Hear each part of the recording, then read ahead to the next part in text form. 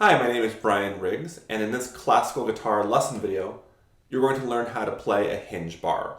So you'll start by learning what a hinge bar is and how to play it. Then we'll take a look at a musical example from a piece by Barre, and we'll finish by doing a short exercise that you can use to work on your hinge bars. So let's take a look at what a hinge bar is, first of all, and how we're going to use it to play notes on the first string. We'll start by playing a note on the 5th fret of the high E string. Now, when we play a hinge bar, what we're going to do is we're going to play that same note, but instead of using the tip of your left hand finger the way that you typically would, we're going to use the fleshy part of the finger close to the knuckle joint down here to play that note on the first string. The reason it's called a hinge bar is because this part where you're making contact with the first string with that part of your finger is like the hinge of a door, and this is the part of the door that closes, and it closes like this and goes into a full bar where we bar all 6 strings on the 5th string. So, see if you can get a note clear, you're going to need to find a specific spot on your finger that works for you. Because my fingers are pretty long, so I'm going to go more in towards the tip of my finger. If your fingers aren't quite as long, you might go closer to the knuckle. It's just important to find that sweet spot where you can get really good pressure on the string.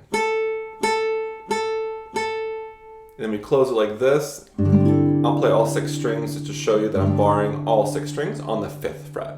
Now that we know what a hinge bar is, let's take a look at a musical example from Barre. We'll play the great piece Julia Florida, and we're actually going to look specifically at measures 52 and 53. And I chose those measures because even if you're not playing this piece, you can follow along, because we're going to start with the good old-fashioned A minor chord with your index on the 1st fret of the B string, middle on the 2nd fret of the D string, 3rd finger on the 2nd fret of the G string. We're going to start playing the A string open, the 5th string open, and we're going to go towards the floor, A string, D, G, B, play the high E open, and in the piece, the next note is the 5th fret on the high E string.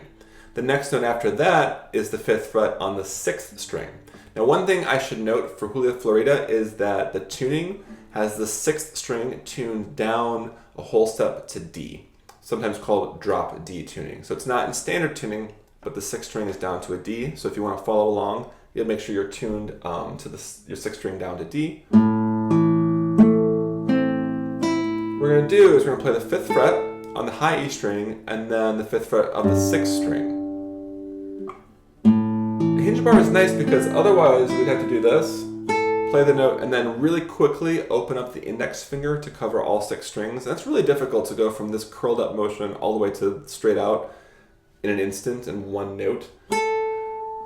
So a hinge bar helps us with that. Another possible solution, which people sometimes do, is just to put the bar down early, which can be nice. The problem with that is, besides the fact that it's difficult, it causes you to actually cut off all of the notes of the other strings, because we have this beautiful A minor chord.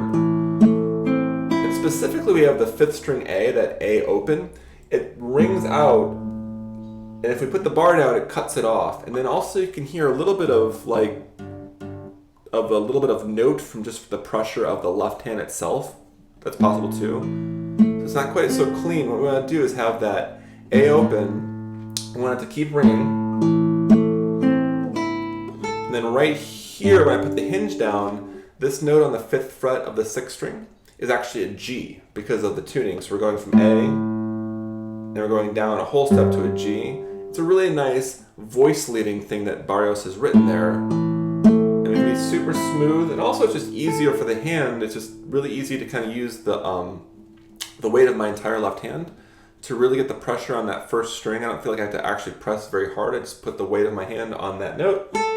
And then hinge. When you're hinging, really make sure that you keep the pressure on that point so that note on the high E string continues to sing out. Nice and legato, once again.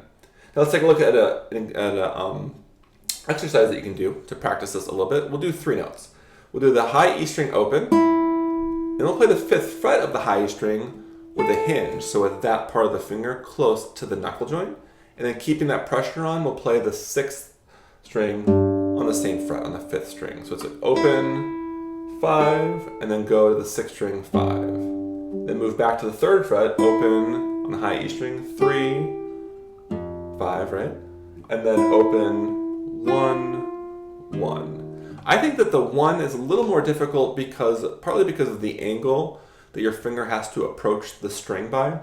Also because the nut, here, this white thing, the closer we get to the nut, the more tension and more pressure there is on the string. So it's a little bit more difficult to press the string down. But I think that's a great exercise. I'm tuned to drop D tuning. So you could absolutely do this exercise with your 6 strings tuned to standard. It would sound a little bit different.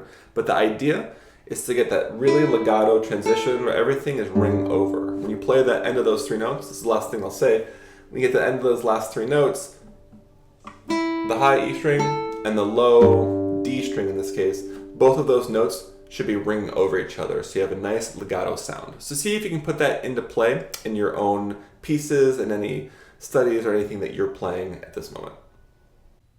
Now that you know how to play a Hinge bar, you can use that for this piece or really any of your other pieces that use bars to transition into and out of bars in a smooth legato way. So take a look at your pieces that you're playing right now and see if there are any passages that use a bar chord that are difficult that might benefit from using a Hinge bar. It's a great thing to have in your toolkit of techniques. So if you like the video and you want to see more classical guitar lesson videos, be sure to subscribe. Thanks for watching.